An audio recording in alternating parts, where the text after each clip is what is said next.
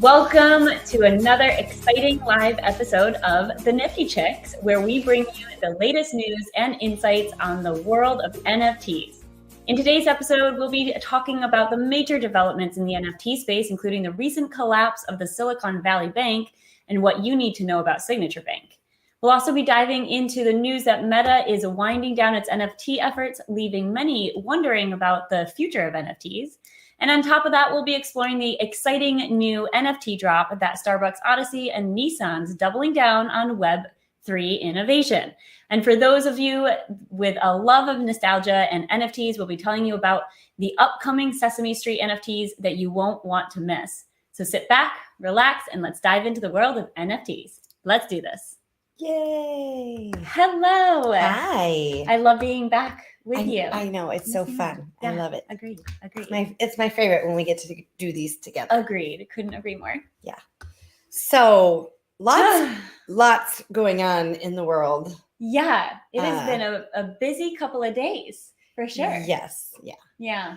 So I feel like you're going to have some great insights on one of the topics we're going to cover today. Yes, I will. It's been, I think just to start off, it has been a crazy couple of weeks. And then in the last couple of days with the US banking system. And for any of you that are listening that haven't been aware, there's a couple of not major banks kind of sort of that have basically crumbled in the last couple of days as of late last week. So the whole world, I think, is feeling this fear of 2008. And I'm a believer that we're not in another 2008 scenario, but a lot of people are on edge and a lot of people are really nervous. So I think that we have to start off, even though it's a little bit, it seems unrelated to NFTs.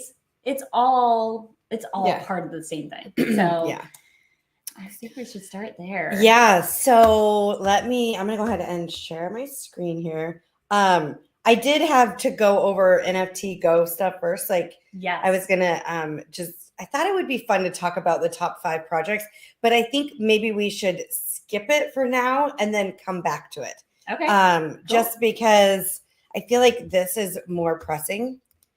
So let's go ahead and talk about the collapse of the Silicon Valley Bank, Signature Bank, and I think First Republic. Yeah. Okay. I was I think there was another one. This article was from yesterday, and of course, things change every minute in this space. So I would just love to hear your thoughts on it because I know this has been very impactful to you. Yeah. So to bring everyone a little bit up to speed, Silicon Valley Bank was a bank that was doing some pretty extraordinary things. And when you do some extraordinary things, a lot of people are like, oh my gosh, this is amazing. And then other people are like, that seems too good to be true. Well, long story short, they did not handle their balance sheet in a good way. And therefore, they allowed some long-term bonds to run out, and it's very complex. But at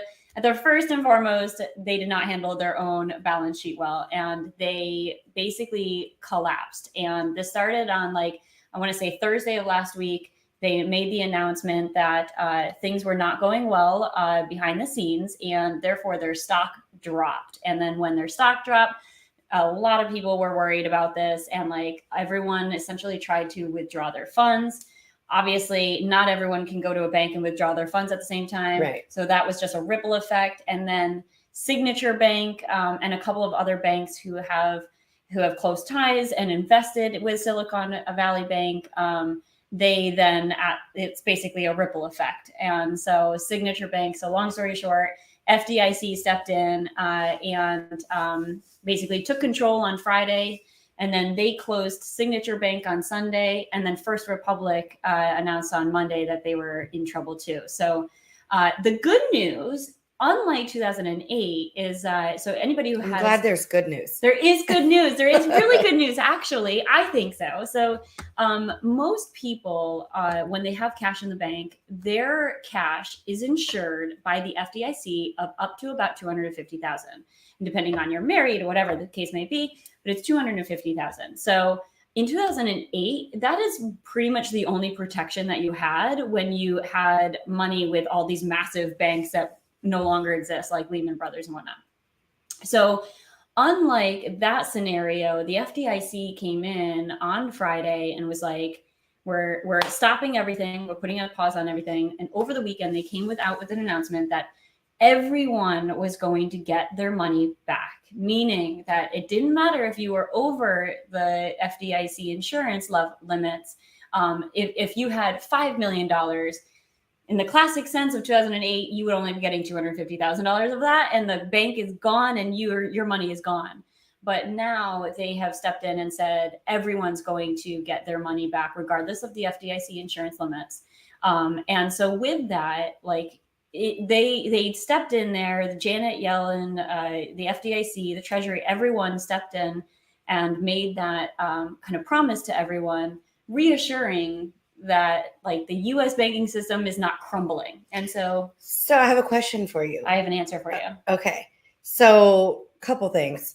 The $250,000, where is that money coming from that is covering?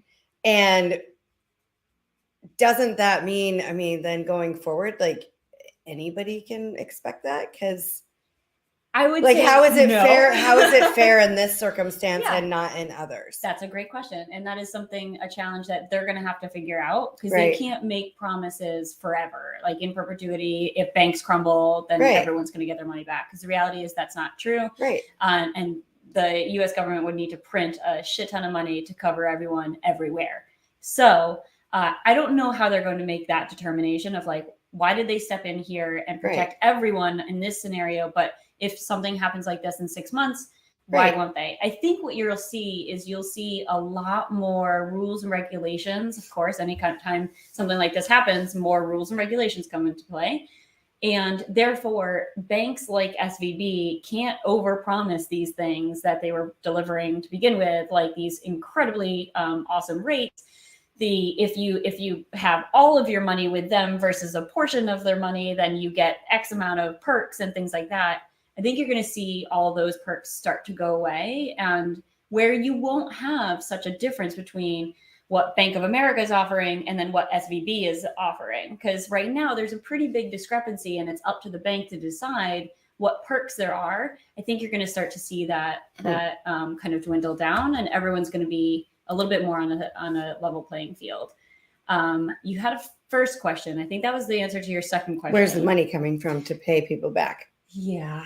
So good question. I don't know the answer to that. The logic is they have money. Treasury has money. There's money to be had. That can pay everyone back. Whose money is it though? It's the U.S. government's money. So it's from us. So we're paying it back. In a roundabout way. So yes. Okay. Or they're going to print more money, which in that case, if that happens, everyone's like, hello, inflation's already an issue. Right. We're going to. But the other side of the good news is that with all of this and the insecurity of people have with the U.S. banking system, you're going to likely see Powell, start to ease off of the increases that he's been having over the last many months, where he's been increasing by like 75 basis points. And so I think the markets are already starting to reflect the good news that likely Jerome Powell is going to ease off on the rate increases and help. And so like people are thinking, okay, if that happens, then, it's all a ripple effect and everyone's just trying to predict what's going to happen in the future. That's why you invest. Right. So I don't know. It's been a very wild couple of days. But I think for the average listener, for the average human, you can have confidence that like if you invested, or not if you invested, the stock is plummeted, but if you had funds at SVB or Signature Bank or First Republic, you're going to get them back, which is good. And that there are going to be some positive ripple effects of this. But then there are also going to be obviously some negative ripple effects as well. So it's just been wild. And anyone who has accounts, just look at where you're banking and think to yourself, like, do you have backup accounts? If you don't, it may be worthwhile to create backup accounts in any of the kind of, one thing that I'm considering doing is I have a major bank account and then I have a very small local bank account. And so if either side of the pendulum goes down, I can transfer funds between the two. Right. So that's kind of, for any listeners out there, that's kind of what insight into how I'm thinking about it. But well, I mean, I think that's something that people talk about all the time, and it's diversification. It's, I mean, you know, you're not going to put all your eggs in one basket in case that basket breaks. Even if SVB, Silicon Valley Bank, convinces you that if you put all your eggs in their basket, you'll get all these perks. Don't do it. Don't do it. So. How would they know anyway? I don't know. I mean, if you're putting, how do they know? I didn't invest with them. I don't know, but I'm guessing maybe they require balance sheets for businesses at least. I don't know. But anyways, it's been a wild couple of days, but it's interesting. So I do have an article here on what happened with the Moonbirds floor, and it ties back to what we were just talking about. So apparently they had a portion of their treasury in the Silicon Valley Bank. So, you know, they claim to have diversified their funds across different places and did not disclose the exact amount, but it has caused Proof, which is the parent company of Moonbirds, to, you know, go down. But they're saying they're going to be okay. So I guess. Yeah, I think they'll be okay. I think so. Yeah, I think so too. They're going to get their funds back. But Moonbirds went down. Where did I see that? It must have been lower down here. So it was sitting around 6 ETH. I think it went down to 3.94 on Saturday. So if you were paying attention, you could have maybe picked up a Moonbird for less. That's if you were wanting to get in. I mean, I don't know. Also, one of the big factors of this that I think needs to be talked about is if anybody remembers, the reason Bitcoin exists is because of the failures of the banking system in 2008. Right. Yeah. Bitcoin was invented in 2009. Okay. So the whole purpose of cryptocurrency is so that you are the owner of your own assets and your own funds, not reliant on banks. So I can't help but think people are going to turn to crypto as an outcome of this, of another example where, decentralization is the way to go, and not entrusting these institutions and banks to hold your assets. I can't imagine that that's not going to be an outcome of this. I haven't seen it yet. I mean, you've seen crypto, it went from, in the last, I'm going to say 4 or 5 days, from 21 to 25 and change. So there's a little bit of a jump. Yeah. But I was actually just pulling that up. So you guys can see here. So Bitcoin is now at 24,667. Up 10% in 7 days. So that's what you're seeing, right? Is people being like, this could be good for crypto. Ethereum's up 9% to 17. So so then I was also just looking up to see where Moonbirds has landed, and why didn't it do that? Hold on. I don't know, but I have been having issues with OpenSea lately, or it's my internet. I'm not really sure.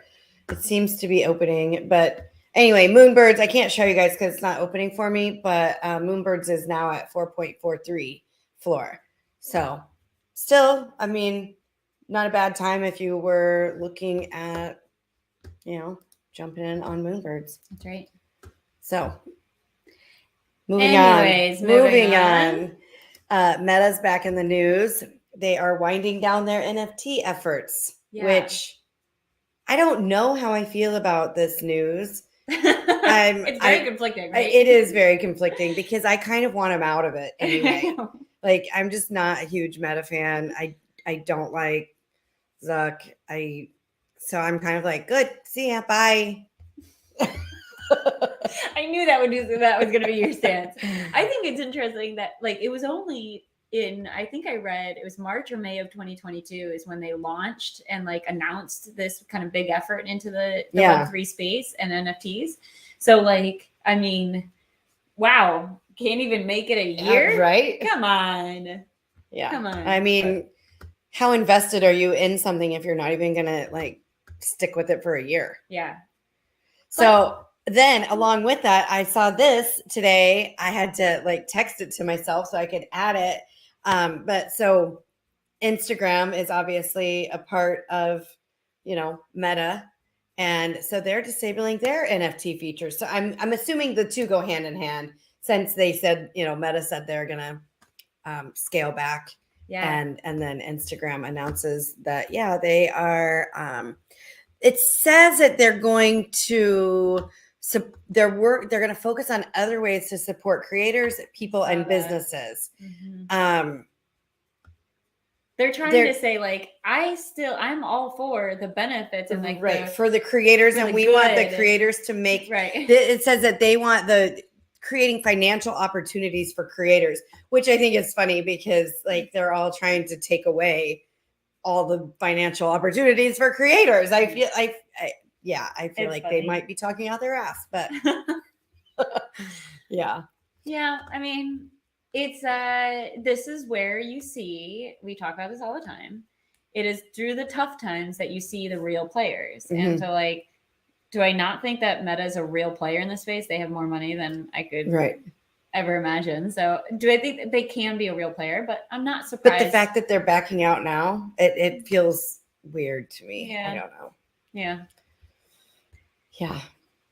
So I know we've talked about this one before, but Starbucks dropped their first limited edition NFT stamps. Did you get in? No, I did not. I missed it. It sold out in 18 minutes. I know. But they also only sold 2,000 pieces. Yeah, and it was I believe you had to be invited to participate. I think so too. And I think we talked about this. I don't know how I didn't get my invite. But mine was lost in the mail. I think mine was too. It was probably with yours. It probably because we moved to Puerto Rico. Yeah, that's why. Right.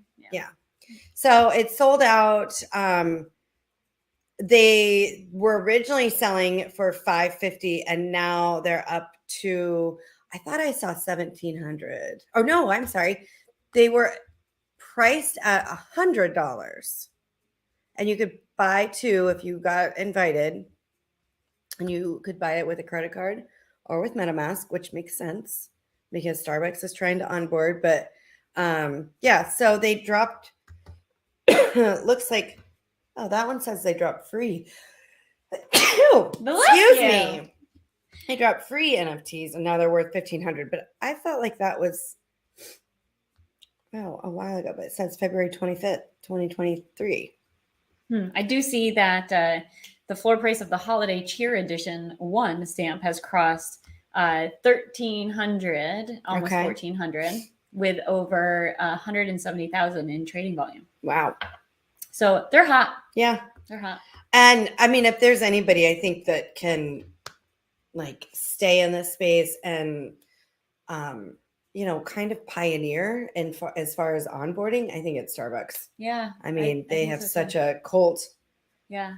I wouldn't even say cult following. I know. And it's so funny to me when people talk about coffee and how they hate the people that are like, you either love Starbucks or you hate Starbucks. Yeah, I love Starbucks. I love Starbucks. I love paying for overpriced coffee. Same. Except for when it's really overpriced, like at the Wyndham close by. Yeah. That's like, that makes Starbucks seem like a cheap. Right. A deal. A super bargain. Which is funny. Yeah. Okay. So I included this article because I love Nissan. So I don't know if you know this about me, Jen FT, but when I had a car, which has been quite a few years because I actually went car free. It's probably been like 5 years now that I got rid of owning a car. But before that, I owned 3 Nissan Rogues in a row. Oh wow! So my best friend drives a Nissan Rogue and loves it. Yeah. So I got my first one. I think I bought the first one and then I loved it.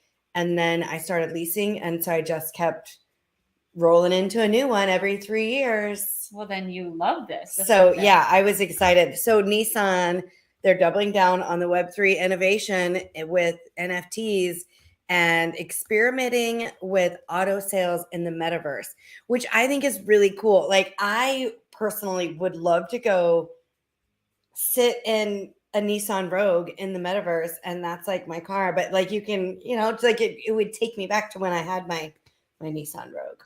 Yeah, I don't think I could ever see myself buying an actual car using the metaverse. But they're saying like you could go in and like sit in it and like act like you're test driving it. Like, but like, you sit in a car. If you're buying a car, you want yeah. I mean, but it's like, if you before you go, or if you were thinking about it, it would be cool. Because I know I always thought that this was the weirdest thing. Is, I don't know about where you're from, but in Colorado, all the car dealerships would be closed on Sundays.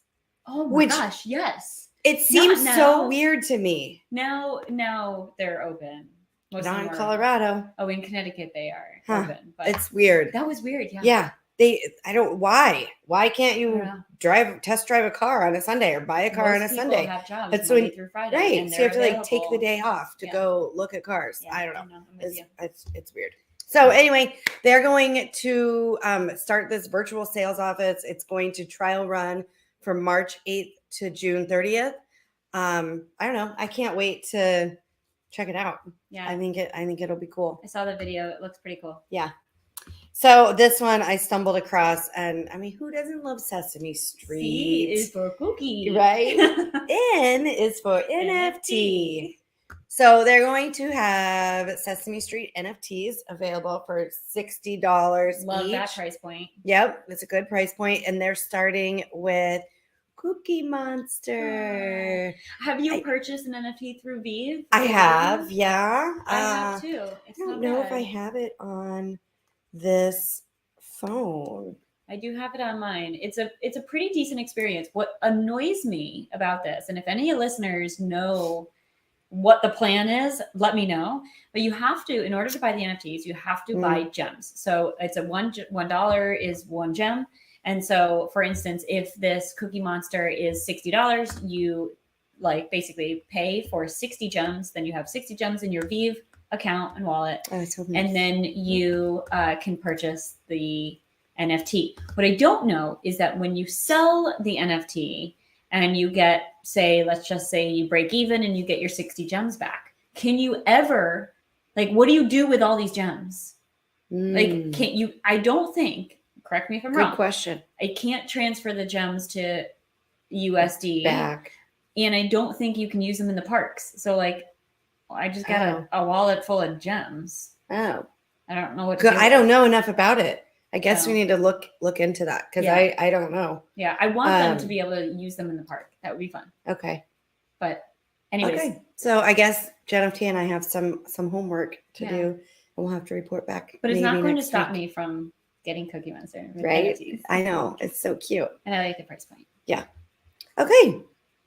Well, that's all we have for the news. Do we want to look? I was thinking it'd be fun to look at a couple of these that are in the top.